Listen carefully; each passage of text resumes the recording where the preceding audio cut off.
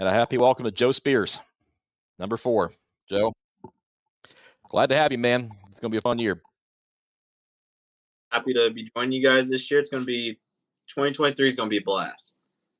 Yeah, it really is. And it's shaping up to be a blast in a lot of classes, too. When we talk about the overall scope of the area, I mean, in this particular show, we're going to focus on the smaller classes 1A, 2A, 3A, but just all over the area, it seems like this year may be harder to predict than most. You kind of feel that way?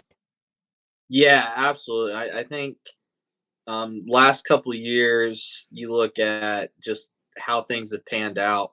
I mean, in 3A, typically at the end of the year, you're looking at Alcoa, but the last couple of years here in Nashville, it's been East Nashville making that run.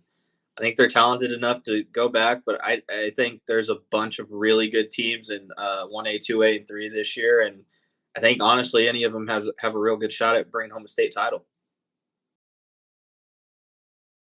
You know, the way we've started this show, we have not had a team in our area from 1A or 2A be in that championship game yet since we started this in 2019. It's been kind of wild that hasn't happened. One would think that that's got to happen sooner rather than later. So let's go ahead and just dive into that 1A conversation because we don't have that many teams in 1A in this area, but among them, is there any one of them that can make a deep run between Gordonsville, Joe Burns, Eagleville, and the like? I think the first team you got to look at, if any of those can make a run, and that's Gordonsville, a team that did not quite live up to expectations last year. But anytime you have a head coach like Steven Jackson that has been there, that has multiple state championship rings as a defense coordinator, uh, and I liked what I've seen out of them so far this spring and this fall, early preseason scrimmages. They scrimmaged East Robertson a couple weeks ago, and um, you know East Robertson is a really good 2A football team, and Gordonsville held their own for most of that scrimmage. So that was very good to see, and I do think Gordonsville has to be the team in our area in 1A that could make a run. I would agree with that, but there are question marks with Gordonsville surrounding their depth. You know, they've got a good, they've got a young quarterback, but he can absolutely sling it. But I think that uh, don't be surprised if they're not challenged for that region uh, by somebody like Joe Burns. I think that Gordonsville has some, they have some depth issues, and it wouldn't surprise me. In some cases they're only an injury away from really feeling something, and so I just don't know that they'll have it in them to make a long run. But you know, we're surprised every year. Clay Yeah, I mean, County, that region. Sorry about that, Joe. Clay County, that region was the runner-up last year in 1A. Are they still the favorite in that region, or do you think it's Gordonsville?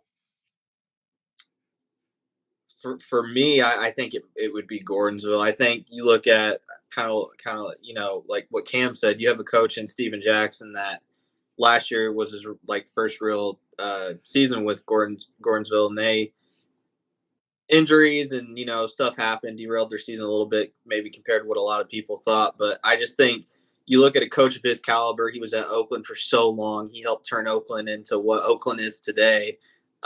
He's too good of a coach to count out, and I think at the 1A level, he's the perfect kind of guy that I would want coaching my team to get Gordonsville to a state championship game or make a deep postseason run. So for me, I'd agree with Scott and Cam that Gordonsville is the team I would be looking at.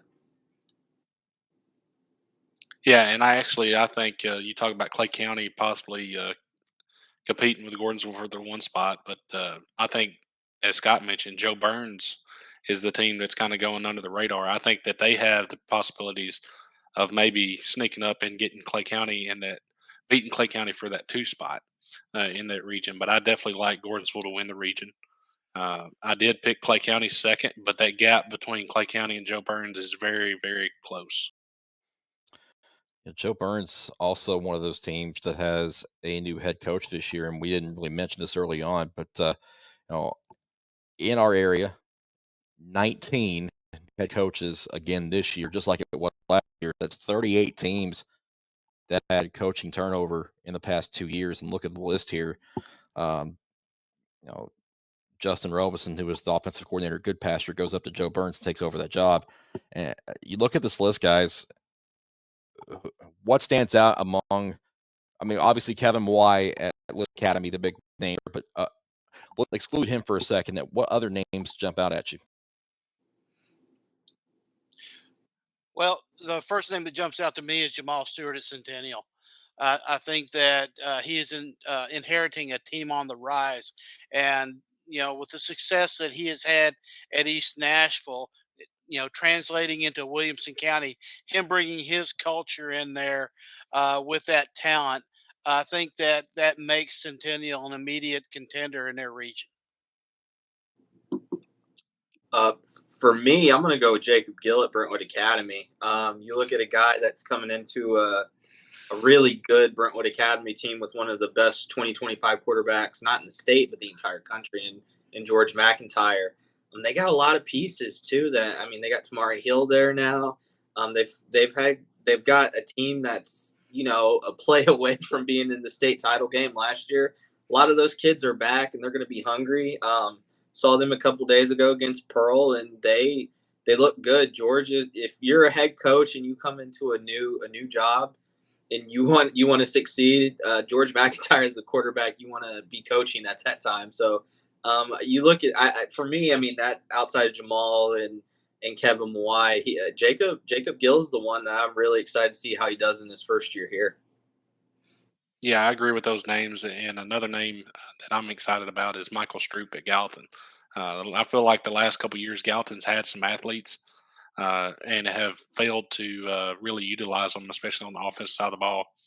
And I believe Michael Stroop, the tremendous numbers that he put up at the University School of Jackson in his air raid offense with those athletes at Gallatin, I look for them to be an exciting team to watch this year. I will throw out Matt Kreisky at Blackman too, just because of the wild extremes to which team is going to operate this year. Going from Chandler Tigers, super fast offensive system to more defensive oriented team with Kreisky at the helm over there. They're going to be intriguing to watch this year. Although there's a lot of roster turnover too, with a lot of kids graduating out of the program. We'll see how that goes in 23 and how they were able to navigate their region with Oakland and Riverdale, Williamson County. Excuse me. Let's start talking about 2A. Again, not a ton of teams in our area in 2A. Region 3 mainly is our focus there, and a biggie coming in Smith County, coming down from 3A to 2A, kind of makes that region a bit stronger. But they also had a big personnel change at quarterback this year. So how does Region 3 shake out between like Smith County and East Robertson and the other teams there, guys? For me, it's losing your quarterback for Smith County is huge. I think if he's still there, I'd probably put them at the top of the region. I know East Robertson, they're bringing back a ton of guys. The Groves family is back. They got a bunch of the Groves kids back, and they're gonna put up some big numbers this year. For me, right now, I'd have East Robertson at the top just because of that depth returning. But I think even with what Smith County's lost, they're going to be in the mix. They got some big guys up front. That offensive line is going to be as good as it ever is. I think you got those two fighting around at the top, and I think it's going to be a two-horse race between those two teams. Yeah, I think this region, it goes from being a 1A, 1B situation between East Robertson and Smith County. I think East Robertson is the clear one now. And honestly, with Smith County losing Caden Powell by transfer to Beach, I think the gap is close enough with the additions that a team like Trousdale County has made this year, getting a two-time state champion Rob Atwood back on the offensive line. I think Trousdale County can compete with Smith County for that 2 seed. But ultimately, I do have the Yellow Jackets finishing third in my predictions for the preseason. Then you look at a team like Westmoreland that lost a lot of seniors but very well coached, especially on the defensive side of the ball. One of the best defenses in our area. And then you have Monterey and Jackson County. Monterey loses their all-time rushing record holder in Mason Bowman, and of course Jackson County is normally struggles with numbers, but the Blue Devil program is one that Sean Loftus has been trying to build back up over the last 2 or 3 years, and he's making strides in doing so. I just don't quite think they're ready to compete for the top end of this region yet. I tend to agree with both Cam and Joe. I do think East Robertson is the is a standout for this region. There's just so much talent on both sides of the ball there, um, but um, it's a lot of that's going to hinge on their quarterback play. And from what I've seen of the quarterback there, whose name eludes me right now, I think that he's going to do a pretty good job of getting the ball in the right hands. I think that Smith County's got an issue there replacing Caden Powell. I mean, how do you replace somebody of that magnitude? But if I know Matt Dyer, then he's going to turn right around and run the ball, and he's going to run the ball, and he's going to run the ball a little bit more, and he's going to wear you down. So it's really going to be interesting to see how that you know how that attrition rate plays when those guys meet. As far as third, I can see Trousdale County there. If I'm not mistaken, they had a significant injury to their that hurt them, but I'm not 100% sure on that. But so right now, I'm going to probably put it between Monterey and Trousdale for that third slot. Um, I don't think Westmoreland's that far behind, but Westmoreland definitely has a lot to replace. And to speak on that real quick, Charles County did suffer a loss to the young man that was expected to be the starting quarterback for the Yellow Jackets. Went down actually playing summer league baseball this summer with a injury, and I believe he had to have Tommy John surgery. So tough blow to start the year for the Yellow Jackets, but they do return key ball carriers and 4-year starters in Coben Calhoun and Cole Gregory in the backfield to go along with Atwood. So a real senior heavy team this year for the Yellow Jackets. We talked about Charleston County a lot last year because, up until the last 2 weeks, they were in serious danger of breaking a long playoff streak, but they managed to sneak in and move it to, I think, 35 years. So, they're looking to extend that again this year and should be able to be more competitive in those first 8 weeks. So they'll be one to watch as well. I tend to agree with a lot of what you guys are saying. That Smith County East Robertson game is going to be huge for a lot of reasons. But it's going to be a good region to keep up with just because of some of the uncertainty kind of around those 3 and 4 spots, I think. Yeah. East Robertson, the athletes on the high end athletes, you don't see that many at the 2A level on the same team, hardly ever. The only reason why East Robertson is not a clear cut favorite to win the state championship with those type of athletes in 2A is because of some of the line play differences, especially in that region as well. Because as Joe mentioned, Smith County's offensive line is massive for a 2A team, and they are really good. You look at Javier Gaspar, 6'4", 350. Plays guard for them, starting to get some D1 looks. And they just had 2 kids that went and played. That are going to play college football this year, in Dane Woodard and Jimmy Enoch. So Smith County definitely has the big horses up front. Before we move any further, want to say a quick thank you to Miracle Auto Group. They are coming back on as the title sponsor of this show throughout 2023. And this is preview week for us here at the Midstate 48. We're going to go all through all the classes this week leading up to our preseason showcase at Oakland and East Robertson on Friday, August 11th. And then our weekly shows are going to return next Wednesday, August 16th. And then we'll get you ready for week 1 after that. So a big thank you to Miracle Auto Group. They've been great partners for us since last year, and we're happy to have them back on for another year of support for 615 Preps and the Midstate 48, plus the Player of the Week awards, which we'll talk more about them at a little later date as well. All right, let's turn our attention to Class 3A. because East Nashville had arguably the biggest change out of 3A with Jamal Stewart leaving and going over to Centennial.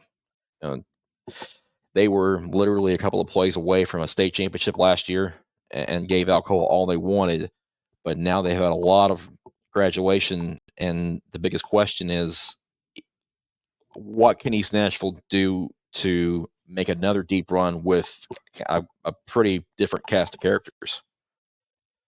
Yeah, for me, it's the kids you don't know about yet. Last year, going into the season, you knew about some of the kids that East Nashville had returning. I mean, you knew about the Zach Beards, the Frank Gordons. These kids that were going to be now. Now you're waiting to see who those kids will step up. I think the biggest thing for me with East Nashville is the fact that Jamal Stewart left a really good foundation for that program going forward. That's the biggest thing for me. Will they compete for another state title? I mean, that's remains to be seen. You got to see which kids step up and establish themselves. But I think they're in a pretty favorable region to come out on top there. Like I said, Jamal's really set a good foundation. I think the Eagles will make some noise this year. And about week 4, week 5, you're going to be really hearing about some names that in the preseason you haven't really heard yet. Yeah, and I think it will be a little bit of a trial by fire for East Nashville. Pretty tough schedule to start. I think and on top of that, they are getting turf fields. So I believe it's estimated the first 8 weeks they'll actually play on the road this year, which makes things tougher as well.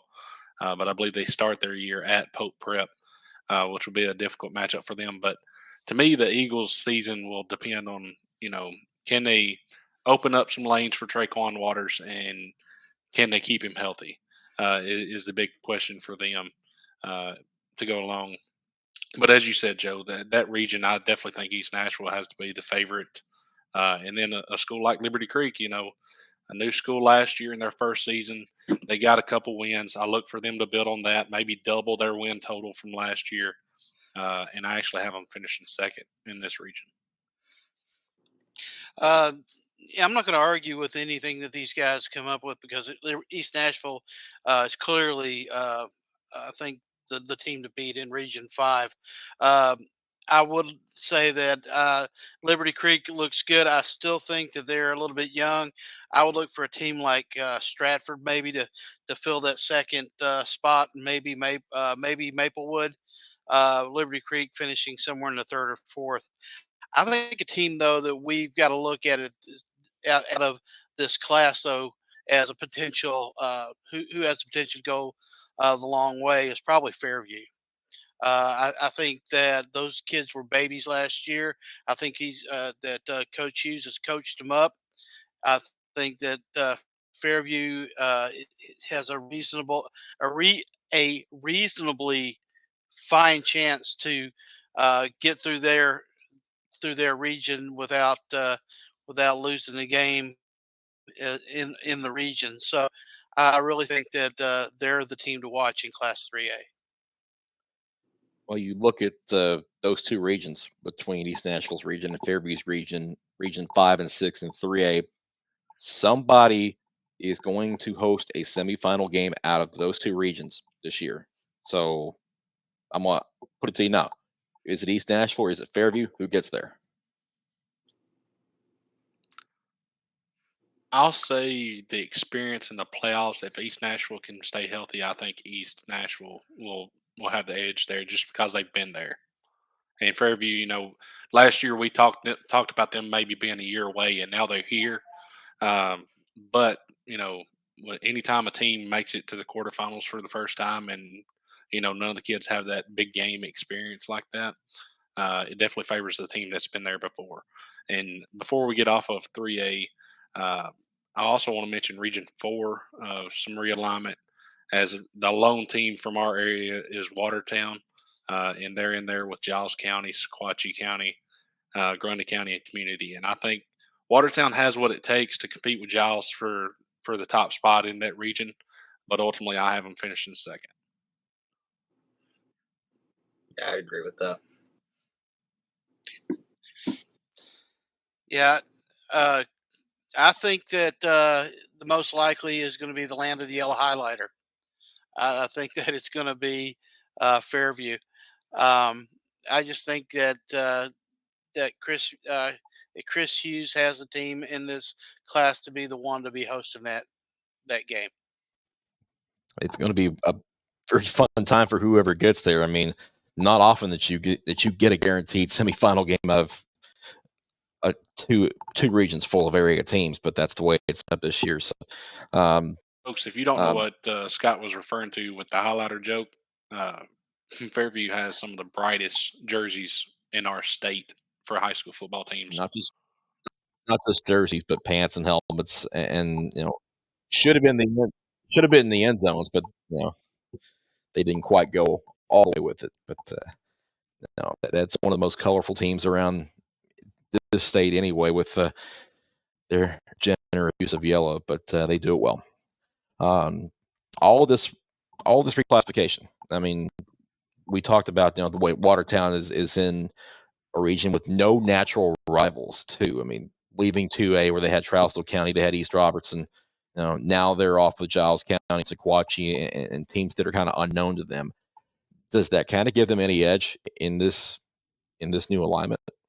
I think it does in a way, especially, I've mentioned his name on here a few times before, but when you have a defense coordinator like Josh Hackett, he used to be Steven Jackson was the coordinator that everybody talked about in Middle Tennessee. That this guy's going to get a head coaching job and he's going to make some noise when he does get that chance to be a head coach. And I do think Josh Hackett, it could be the next big thing as far as coordinators to get a head coaching job in the future. Since you look at Watertown's numbers since he joined the school, I believe like 8 years ago, Watertown has been to, I think it's 4 quarterfinal appearances, and before he showed up on campus, I believe they've been to 2 in the school's history. So Josh Hackett is definitely, anytime you get a guy that has a defensive mind like that, teams that are not used to his style of defense will have a hard time scoring against Watertown. So,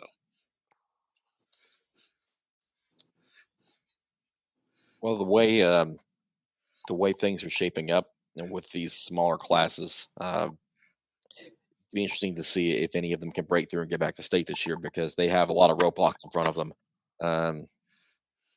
If there's one to do it among all the teams we've talked about in this show, is it East Nashville, or is it Fairview, or is it somebody else? we talking 3A or everybody? All of them. East Robertson.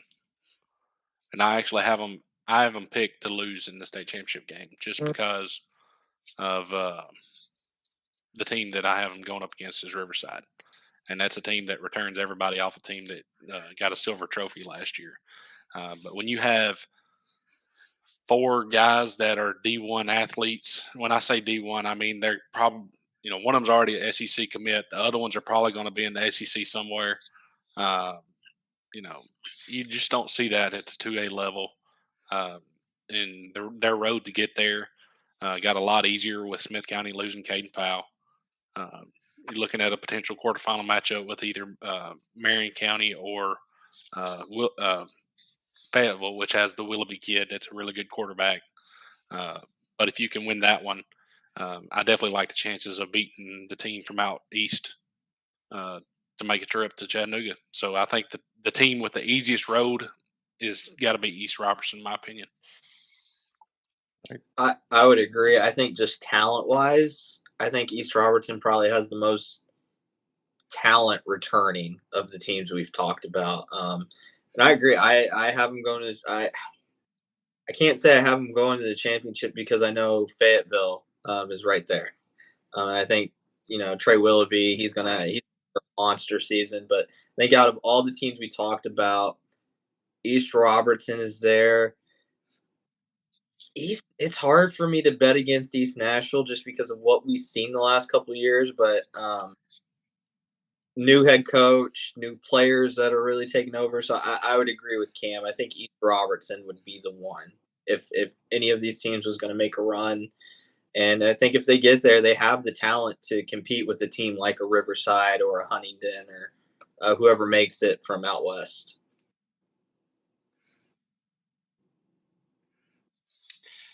Yeah, Scott, what say you? I agree. It's but like Joe said, it's so much because of who would be on the other side of the ball, and so you're looking at 3A, and Alcoa is a perennial. Is there anybody yet who can knock off in 3A Alcoa? I don't know that. But let's just say, for the sake of argument, that I don't go with East Robertson this time. Uh, the way I have to look at it is I'd have to go to 1A. I'd have to look at Gordonsville uh, as the team the most likely have a chance to get to that championship game if they can stay healthy, if they can avoid turnovers and play solid defense. They have that chance. They've got the coaching staff to do it. Um, it just depends on how quickly those young players can get into the system and get to be contributors and solid contributors and not make mistakes. Yeah. I'm going to kind of hedge mine a little bit. I think as far as not only getting there, but having a chance to win, I'd lean closer to East Robertson. But if I had to pick a team to get there, yeah, I'm like, I would not bet against East Nashville just because of the foundation that's been built there by Jamal Stewart and that Damian Harris is inheriting and starting to build upon over there with the Eagles. So it's going to be what these first 8 weeks are going to do for them. Being on the road every week is just going to build their mental toughness because you have to take a bus ride every single week. You build character on buses, 100%. And when they get on that turf for the first time, they're going to be ready to put on a show. I think they'll be battle tested by the time week 10 rolls around, and we'll see a side East Nashville that we may not see for a few weeks. Yeah, I would say they would be the fastest show on turf, but I think Pearl is set to have theirs before them. Given their track team success, I would not put that against Pearl. Yeah, Pearl's going to be putting it out there too when they get their turf. And in a matter of fact, we're going to talk about Pearl in the next episode when we go to talk about Class 4-5A. And that's probably a good place to leave off here because that's all the damage we can really do as far as these small class teams are concerned. So, with that, we will check out of here for this episode. And preview week will continue tomorrow night with Class 4A and Class 5A. We will hit Class 6A on Wednesday, and then Thursday we'll tackle Division 2. Get you ready for the 615 preseason showcase. Will be at Oakland East Robertson Friday night, August 11th. Check our social medias for those schedules. We'll get those out to you as well. So for Scott, for Cam, for Joe, I'm Chris.